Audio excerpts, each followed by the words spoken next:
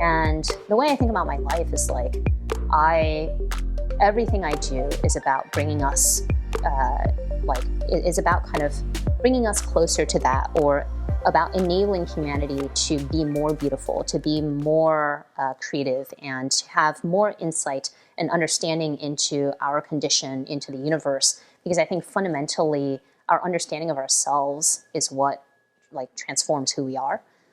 And so, yeah,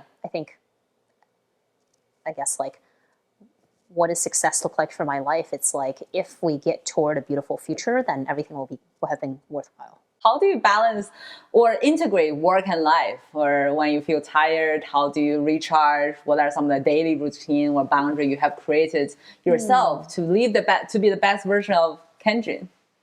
Oh, this is like a question that I could answer for like 10 hours. Okay, now we book interview number 2. I do a lot of things to like, one of the most important things I do is a weekly review. So it's like, I have a bunch of meta systems that allow me to like operate effectively. The weekly review, I ask myself, what were my goals last week? What went well? What didn't go as well as I hoped? What do I want to try out? What experiments do I want to run, basically? And then do some planning for this week. And I do a weekly review, a monthly review, quarterly review, and annual review. And what that allows me to do is to try lots of new things all the time and to course correct. And so and course correct at every level of abstraction of time length.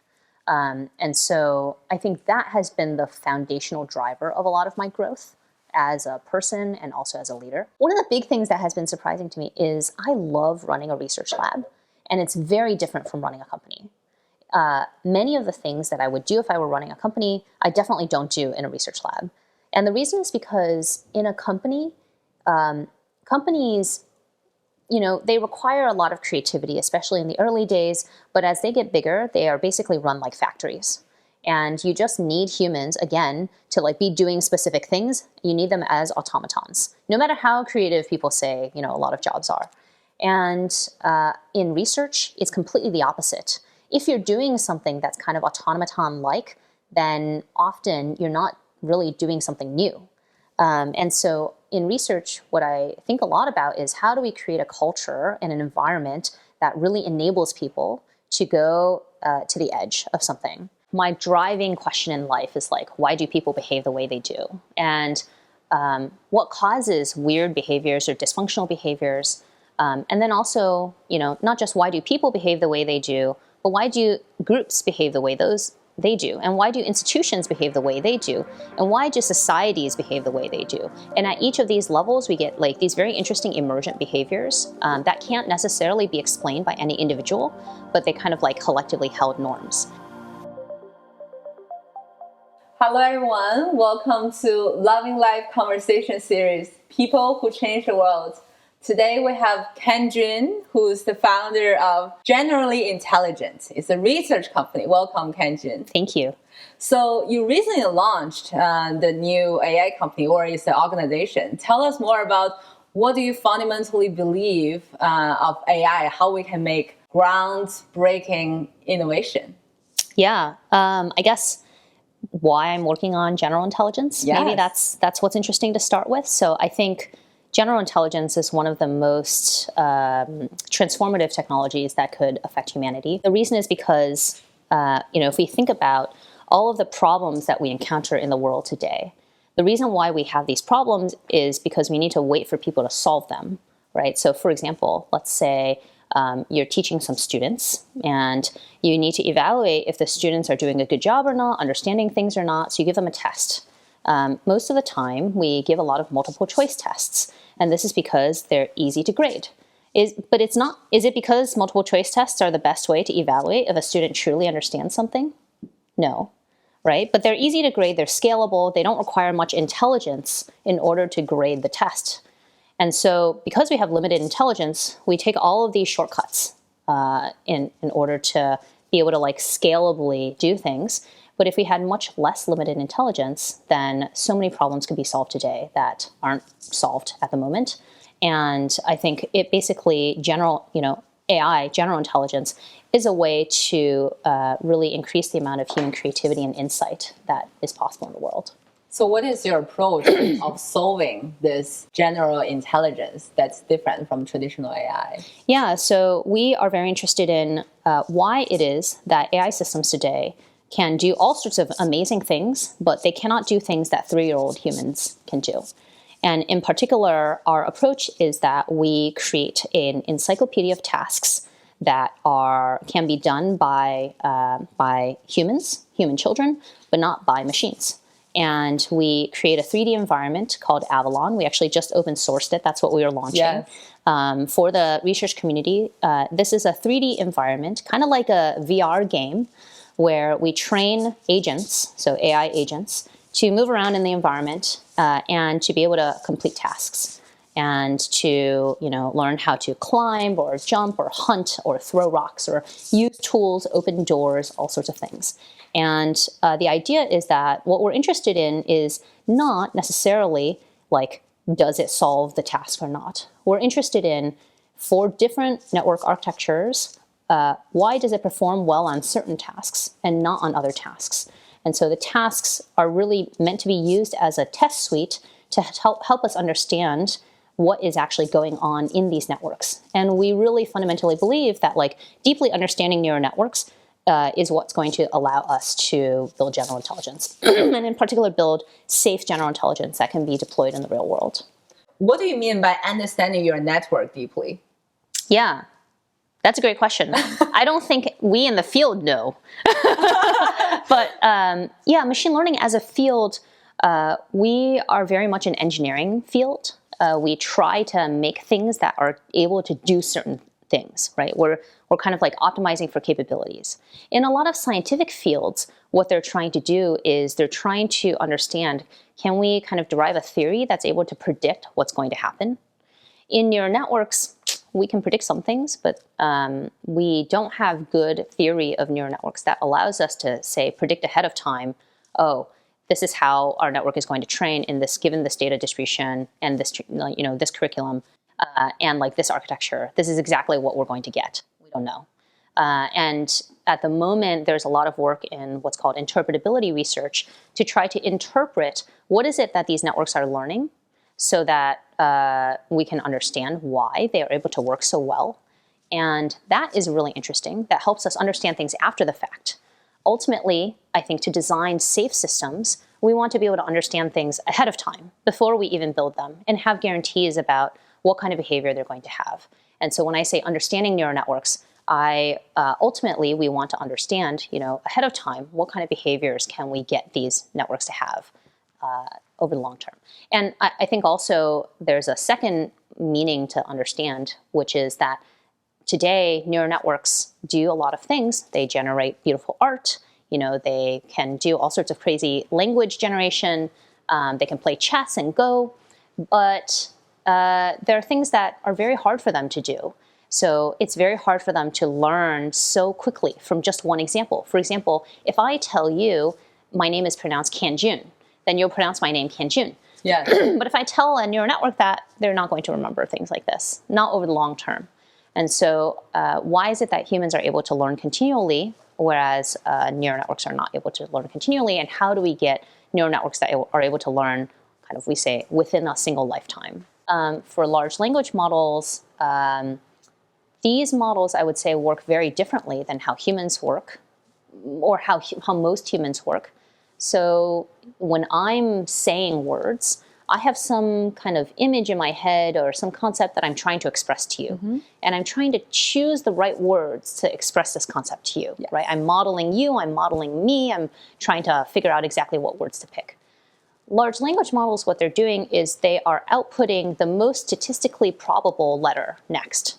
So they're always trying to predict what letter is most statistically probable given the letters that have come so far. And I'll put that one. And so it's as if there's no kind of reshuffling or understanding a concept necessarily. But this statistical model of outputting the most probable letter is actually really effective. And I could say that humans, in some situations, I do that. Like when I'm really tired and I'm just like blabbering on about something, I'm not predicting anything. I'm not thinking. I'm not reasoning. And so I would say that like these large language models, they've captured a little bit of the human experience. You know, we do have some statistical component to how we process the world and produce language. But we also have another component in which we're able to like reorganize concepts and like choose a different word and things like that, make other decisions. And they don't do that. Yes, because if you're only outputting the most statistically likely next word to happen, then you're not really relearning, reinventing. You're just almost like autopilot mode. Exactly. Whereas for human beings, you can take in all the information, refactoring, use all your experience and wisdom to really output the results. Exactly. And I think this is somewhat related to why it is that these networks don't learn new things as easily as humans do. If I was on autopilot all the time, I wouldn't learn new things either. Right. Yeah. And it's fun to learn new things. That's part of being a human being. That's right. Yeah. We're intrinsically wired to be curious and to learn new things because that's how we survive. So. Yes. So we're a research organization, which is the non-typical type of VC-backed venture. And then you said you have $20 million funding with $100 million committed. And all of the backers do not look for shorter term commercialization, whereas they believe it's a long term. How do you convince them that this is the path you're on? Then what are some of the evidence or progress you're showing to the investor or the world that you're actually making progress? Yeah, I think we're very fortunate. This is a very unusual situation to be in. And I think we're very fortunate. I think I just know some people who really believe in our direction and in the progress that we're showing.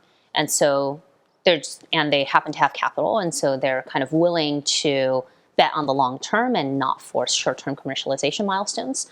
The general approach is that we start by solving problems that 1-year-olds can solve, then problems 2-year-olds can solve, then 3-year-olds, 5-year-olds, 8-year-olds. And we structure all those problems in Avalon or future versions of Avalon. We're kind of working on a version internally.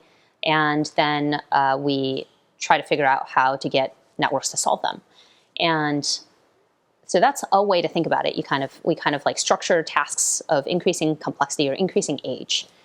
A different way to think about it is, we start with structuring like rat level intelligence or dog level intelligence, and then we get to human level intelligence and kind of like pick tasks that capture those kinds of milestones. So there are different ways of looking at it, but ultimately it's about kind of what kind of capabilities are we seeing emerge in the systems and why? Like, what is it about our process that allows us to get these emergent capabilities? So it's about either grow as a human, 1-year-old, 2-year-old, you get more complex tasks. We're going from animals to humans, assuming that humans have higher level of intelligence than animals. That's right. You can track the progress that way. That's right. Either evolve or grow. Yes. Yeah. And then you talk about the founding of your company also has a personal side. You talk about therapy and you're relearning and applying the techniques of therapy to yourself and hopefully to help more people. Can you share more about that, the personal side of how you founded your company and the growth? Yeah, I think my driving question in life is like, why do people behave the way they do? And what causes weird behaviors or dysfunctional behaviors? And then also, not just why do people behave the way they do, but why do groups behave the way they do? And why do institutions behave the way they do? And why do societies behave the way they do? And at each of these levels, we get like these very interesting emergent behaviors that can't necessarily be explained by any individual, but they kind of like collectively held norms. And I think like this is kind of, I'm very interested in ultimately, can we have like useful predictive models at each of these levels? And so when I was very young, I was always fascinated, like, why did this person do this thing and this person did this thing? Like, how strange. What are they thinking about? Or what are the stories they're telling themselves that causes them to behave in this way? And as I grew older, when I was in high school, I was like, maybe I can understand the human mind if I could build one.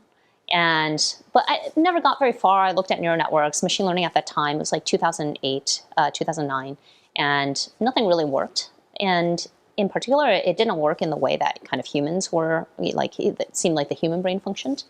My co-founder, Josh, from a very young age, he also was fascinated by general intelligence. He read Ray Kurzweil's The Singularity is Near, And he was like, general intelligence could be one of the most transformative technologies that can empower humanity. And so, ultimately together, we met in 2014. We started 2 companies together before this one. In 2019, we kind of decided it was the right time to start Generally Intelligent and to start working directly on general intelligence because a lot of the pieces were finally in place. I think to your original question of therapy and what's interesting, I think I'm very interested in,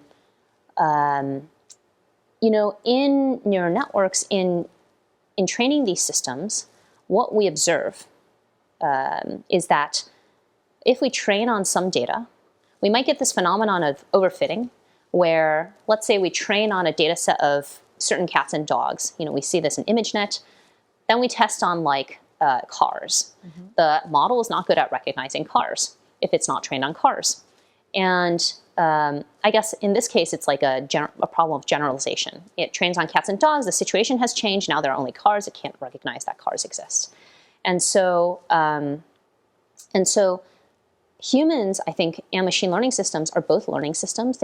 And I think all learning systems kind of share interesting characteristics. And so humans seem to also have this overfitting or lack of generalization phenomenon, where what I observe is a lot of people, they'll internalize certain fears when they're children. So I observe, for example, in myself, my parents left when I was 1 and 2. They left China to go to the US. I was left with my grandparents. And at that time, I didn't realize until quite recently, but apparently it was fairly traumatizing. And so I kind of learned I need to make sure that, people around me are taken care of and that they like me. Otherwise, they may leave me like my parents did. And that's a very deep fear, people might leave me. Yes. And I think, it certainly is not true that people just leave me in the world, right? But that is something I internalized when I was young. And now the situation has changed. Just like now there are no cats and dogs and now there are cars, my life is totally different. The situation is totally different. And I have not updated those fears.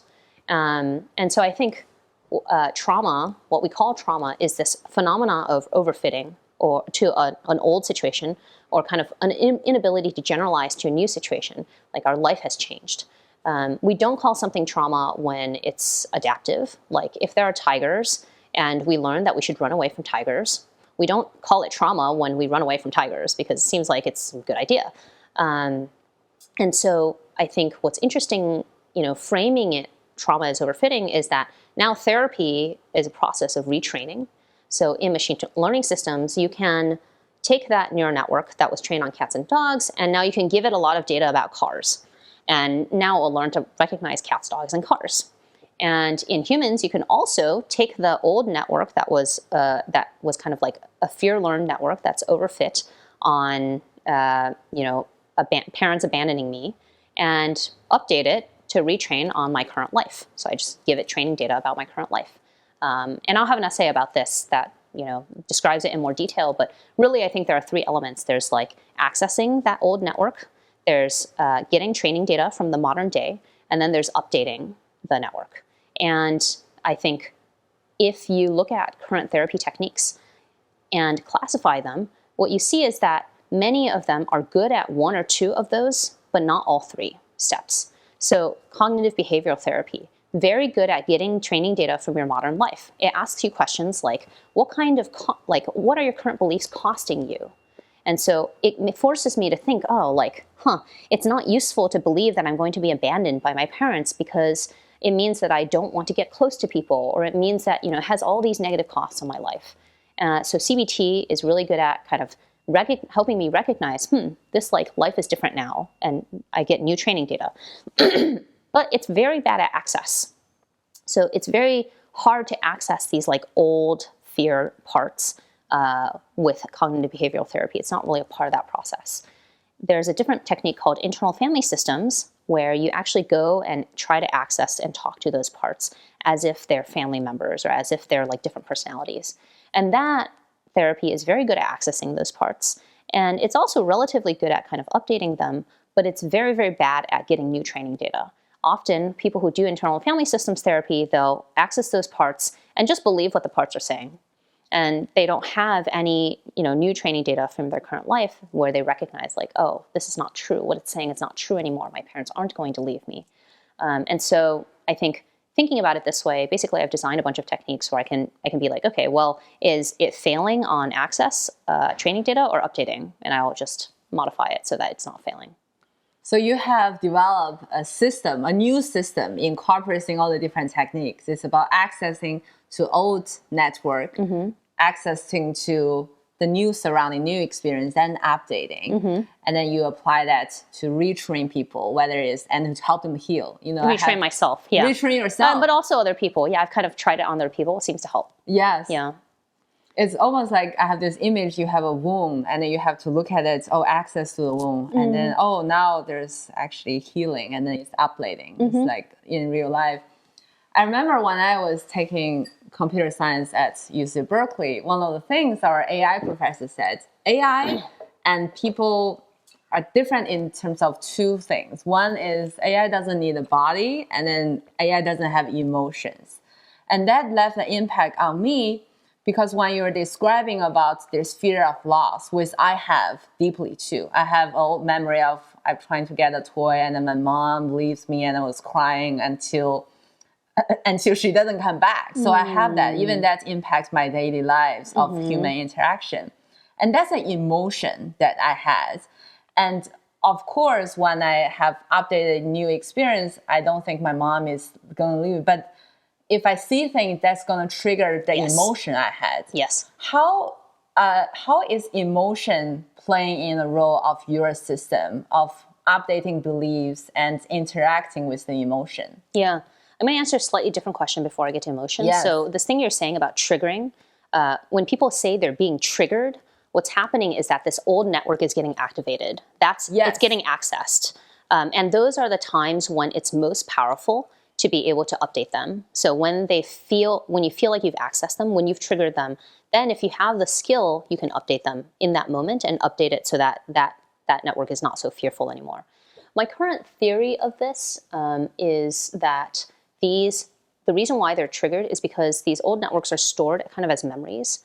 And there's a current theory of therapy as doing memory reconsolidation. So what it's doing is it's kind of like accessing old memories and then rewriting them and reconsolidating them into new memories that are maybe more useful for recombining. Essentially, when you're getting triggered, what you're triggering is this very old memory of how you felt at that time.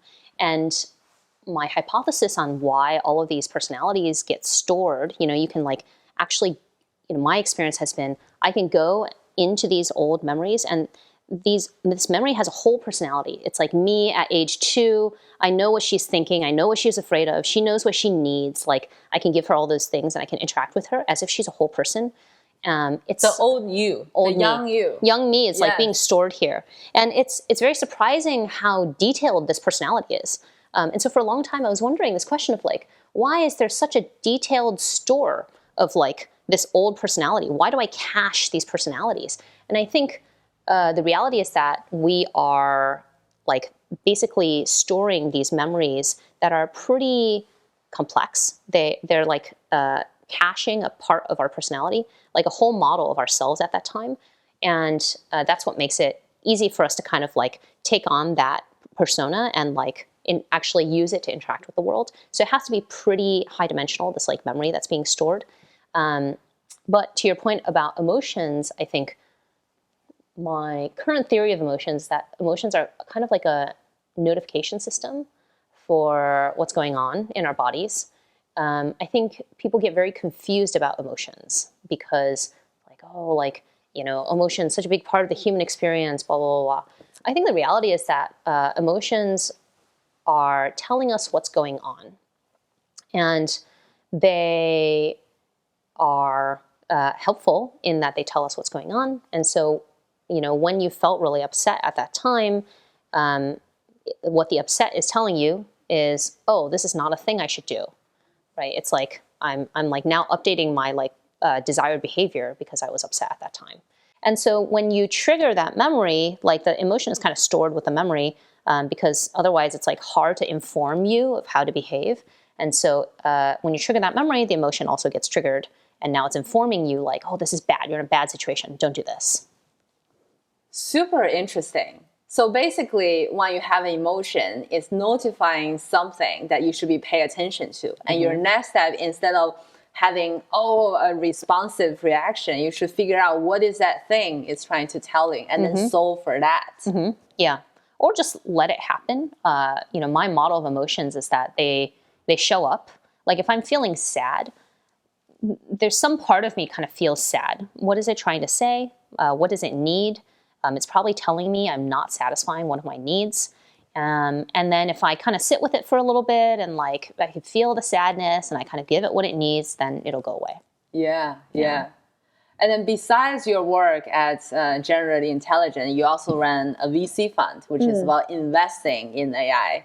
Can you share more about how you founded a VC? What's your investment thesis? How are you getting deals? How do you win? Yeah. So the story for this one is kind of long. I used to live in and run a house in San Francisco called the Archive. This house was 25 people. We were actually on the Today Show, the NBC Today Show. And it was an extraordinary house. The reason we started it is because what we noticed is that after college, it seemed like most people made most of their best friends in college. And I went to Burning Man with a few friends. We became very close. We hung out every week after that. And one of my friends, Aram, was like, it would be great if we just lived together. And he was like, I want a house of 10 people. And I was like, that's too big. There's no way you're going to find 10 people to live together. He was like, but I really think like there's something important here. And he dug up this study that the military had done on how you form deep relationships. I promise this is related to fund, but let me get through this first. How you form deep relationships. And it turns out that there are 3 factors. 1 is shared experiences. 2 is a space where you feel like you can let your guard down and feel safe. And 3 is spontaneous interactions. And so the reason why most people don't make really great deep relationships after college is because you don't have all 3 factors. And in particular, you don't have that many spontaneous interactions or that many shared experiences, to be honest. And so it was like, and his thesis was correct, if we start a house, we'll have many more of these interactions. So we started this big house, and the Archive was this extraordinary thing where basically like it was an agency machine, like a self-actualization machine. It gave us all an enormous amount of agency. I think I personally am very interested in like human agency and why do some humans have a lot of agency and how do I get more agency and things like that. And Can you define agency? Agency is kind of the ability to accomplish your goals, and in particular to accomplish goals that other people might not be able to accomplish. So you see ways, or you're able to do things that people may not normally think of, and so you seem kind of very like active or agentic in that way. Yes, it's a relative definition. Yes. So yeah, this house was extraordinary. And in particular, what we found is that like a lot of people would join the house. They're thinking about, they're like, okay, moderately happy at their job. But then like a year later, they would have left their job and they're exploring what's next. And many of them founded companies. And I think what happened is the house, we had a lot of founders, gave people an environment in which it felt safe to leave your job, have nothing planned next, and to explore what's next. And so after the Archive, we decided to turn it into a neighborhood in San Francisco, kind of a similar vibe and environment. And the fund, Outset Capital, we get a lot of lead gen from the neighborhood and from kind of the surrounding kind of like network of San Francisco interesting technologists who are young, relatively young in deep tech. And that's where a lot of our lead gen comes from. And so we started the fund in order to be able to support founders like this who are in our network and our network's network.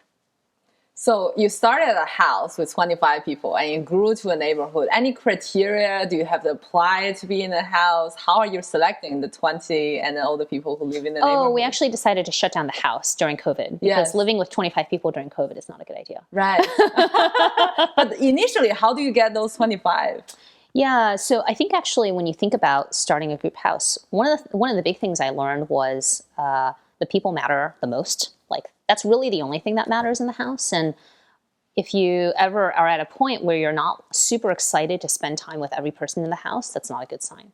So for selection, like I think it was a little bit of like a, as a group, do we feel like we want to spend more time with this person?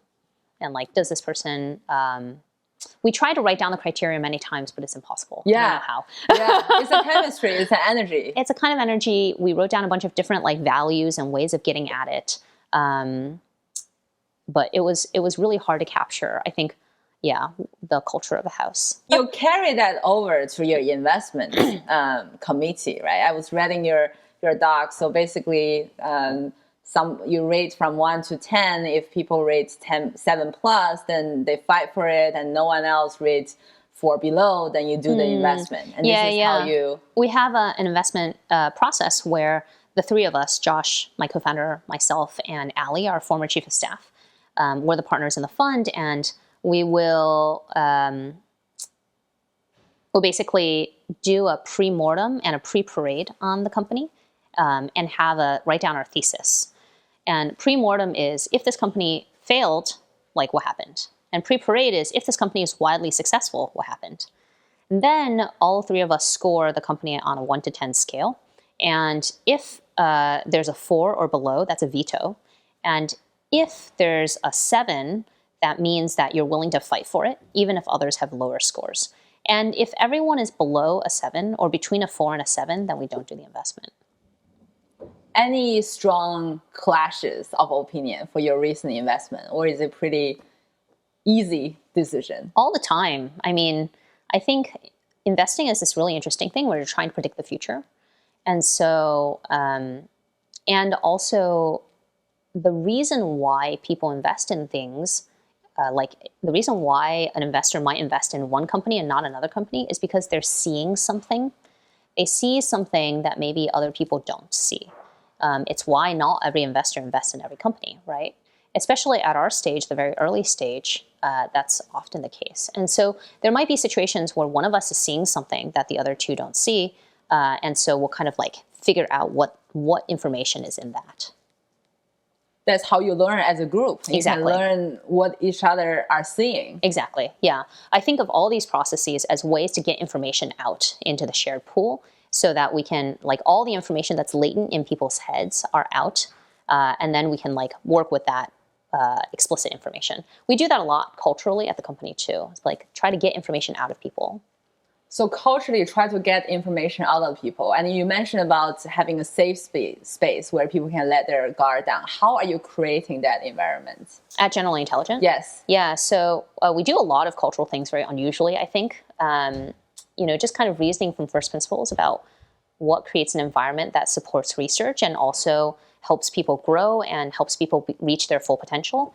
That's really what drives me. And so one example of something that we do is in most of our meetings, to start the meeting, usually if it's a brainstorm or like an update meeting, a stand-up, we have a document where every person types simultaneously what their thoughts are. And then we will synchronously, all at the same time, in parallel, comment on each other's thoughts and just like continue typing thoughts. And in a Google Doc. Or like, Dropbox paper doc. Yes. Yeah. And you can see who said what in Dropbox paper. And so it's a really good way to help get everyone's ideas out. There's no like dominant voice in the room. Everyone is talking at the same time, simultaneously. And we've found this to be really awesome. At some point, you get to a point where you like start to get a sense of what the disagreement areas are, what the consensus areas are. People might pull those out. And then at some point, discussion makes sense, but then it's a much more targeted conversation. And everyone's got the same context. So that's an example of a thing that we do. We do a lot of other things culturally. We have a thing called Feelings Friday. Friday. Yeah. On Friday, we'll get together as a group, and then I've kind of taught everyone how to share like how we're feeling, like how we felt this week, things we felt, and how to respond to each other, how to kind of like share our own feelings. Because I think one thing I learned from Carol Robin, who ran the Stanford Touchy-Feely Interpersonal Dynamics class, is that in lieu of data, if you don't give people data about yourself, they'll make up stories about you. And so what we try to do during Feelings Friday is for each person to share as many of their own stories as possible about themselves, about other people, about the work, about, things like that. And it's just amazing. I think we're a really tight-knit group as a result. That's another example of a thing we do. I think philosophically, from a cultural perspective, just the way we treat people. I think a lot of companies, they're very proud of treating their people as assets. And I think that's really that's a terrible low bar. Like, an asset is an object. It's a thing to own. Like, these are terrible things to consider your people. I like to think about our team as every person we hire is a creative agent. And my job is to figure out how to enable them as much as possible to become the most them that they can be in relationship to what we're trying to do. And so I think of it as we have this kind of puzzle, but all the pieces have slightly blobby shapes, and the shapes can change. And new person joins, or an internal person is working on something, and they might start out kind of filling one of the empty holes, and they'll end up growing something totally different that I didn't expect. And this happens all the time. All of our projects were grown by people, basically. And that's kind of, that's how we think about the culture.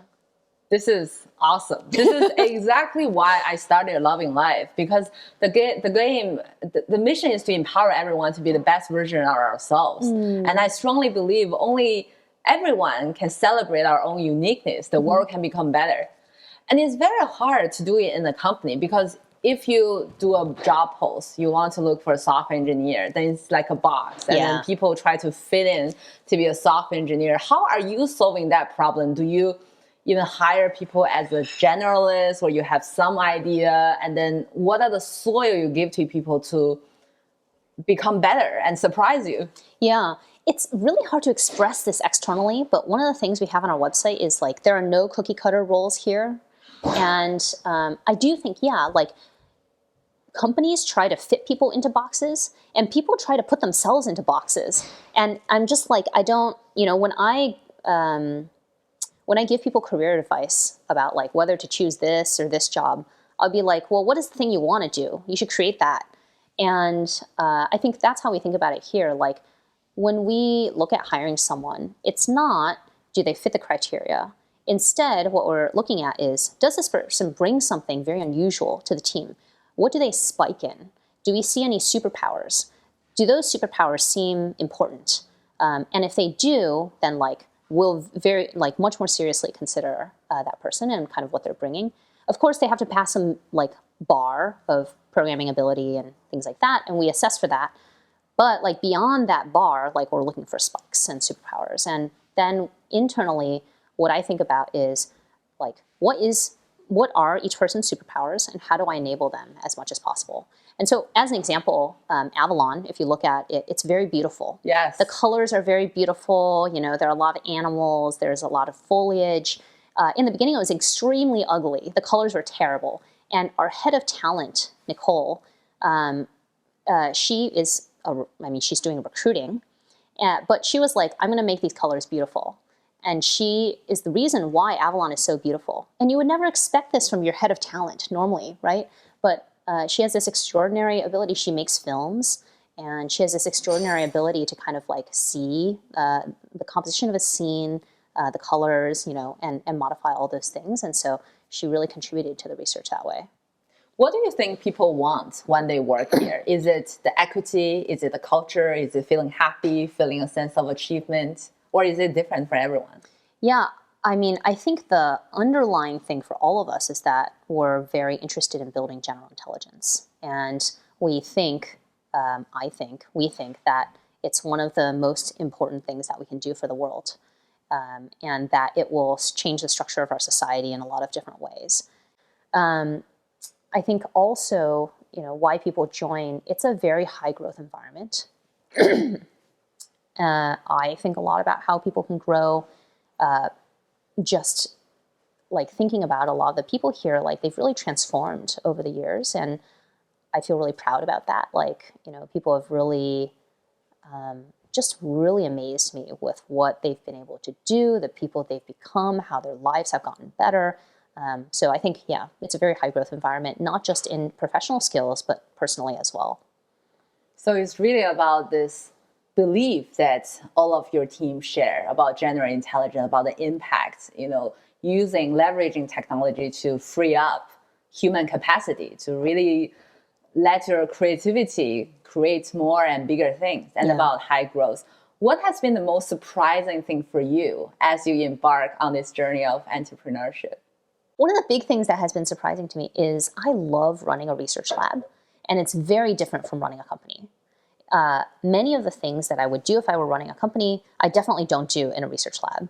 And the reason is because in a company, companies, they require a lot of creativity, especially in the early days. But as they get bigger, they are basically run like factories. And you just need humans, again, to like be doing specific things. You need them as automatons, no matter how creative people say, a lot of jobs are. And in research, it's completely the opposite. If you're doing something that's kind of automaton-like, then often you're not really doing something new. And so in research, what I think a lot about is how do we create a culture and an environment that really enables people to go to the edge of something. So Avalon came out of that environment. It was just an idea that people had.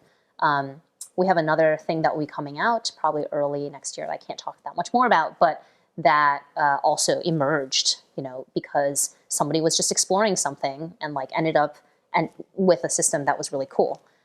So yeah, I think it's been really surprising how different research culture is and how different, like what it requires to build a great research culture and how in tension that is with building a company that has a product that serves users. Because essentially different goals. Company is to make profit. Research is about using human creativity to create something we don't even know what it is yet. Exactly. I would actually say that it's like fundamentally in tension in that companies are about like achieving a goal in particular. They have a goal in mind. You don't want to explore too much. You want to mostly go toward that goal. In research, it's the opposite. It is about exploration and discovering things and kind of like discovering these stepping stones that then lead you to somewhere interesting. And if you have a goal, you might miss out on everything that you're trying to make. Because the goal might be wrong. Or might be wrong, might not matter. Yes. Yeah. I mean, it's not 100% that way. Of course, we do have a goal. So balancing the two is very interesting as a problem. Yes, and it's good to have backers who believe the entire ecosystem, good partner. I always like to end with something more personal. How do you balance or integrate work and life? Or when you feel tired, how do you recharge? What are some of the daily routine or boundary you have created yourself to be the best version of Kanjun? Oh, this is like a question that I could answer for like 10 hours. Okay, now we book interview number 2. I do a lot of things to like, one of the most important things I do is a weekly review. So it's like, I have a bunch of meta systems that allow me to like operate effectively. The weekly review, I ask myself, what were my goals last week? What went well? What didn't go as well as I hoped? What do I want to try out? What experiments do I want to run, basically? And then do some planning for this week. And I do a weekly review, a monthly review, quarterly review, and annual review. And what that allows me to do is to try lots of new things all the time and to course correct. And so and course correct at every level of abstraction of time length. And so I think that has been the foundational driver of a lot of my growth as a person and also as a leader. There are the obvious things like sleep well, exercise, eat well. Turns out our bodies are like actual machines, and you like don't want to put bad things into your machine. I think the weekly review like drives a lot of my personal growth, and I try tons of experiments. Yes. It is a physical manifestation of your philosophy. You try things, but also you're quick to course to correct yourself. Exactly. Yeah. And I'm always thinking about like my own agency and what enables my own agency. Yes. Yeah. Final question. How do you define the success of your life? Yeah, I think fundamentally the thing that I'm driven by is like, I think humanity is so beautiful, and that like there are so many people doing so many beautiful things, like people who choose to, what you're doing right now, you're trying to like tell people stories. Therapists decided to like dedicate their whole lives to supporting other people and helping them. And I think it's easy to lose sight of like how beautiful humanity is in all of this like chaos and people telling all these negative stories about the world and where the world is going. But I think fundamentally I have this like very optimistic view of human potential and human progress. I think I would prefer to live now than at any historical time in our civilization. We're in this crazy golden age, and I think the potential for what's possible is enormous. Not just spreading among the stars, but I think in a few hundred years, like we will not be able to recognize those versions of ourselves. They will be so beautiful, so capable, so like well-adjusted in so many ways that, and like the relationships between humans and humanity as a whole, like will be so much more beautiful than what we are today. There's the potential for that. And the way I think about my life is like, everything I do is about bringing us, is about kind of bringing us closer to that, or about enabling humanity to be more beautiful, to be more creative, and to have more insight and understanding into our condition, into the universe. Because I think fundamentally, our understanding of ourselves is what like transforms who we are. And so, yeah, I guess like, what does success look like for my life? It's like, if we get toward a beautiful future, then everything will have been worthwhile. So what's a beautiful future? The more beautiful and empowered human being and then humanity. Yeah, and not just at the individual level, but our empowered individuals, empowered groups, institutions, societies that are able to kind of like take care of their people and adjust to whatever is going on. Yes. Thank you so much, Kanjun. Lovely having you today. You too.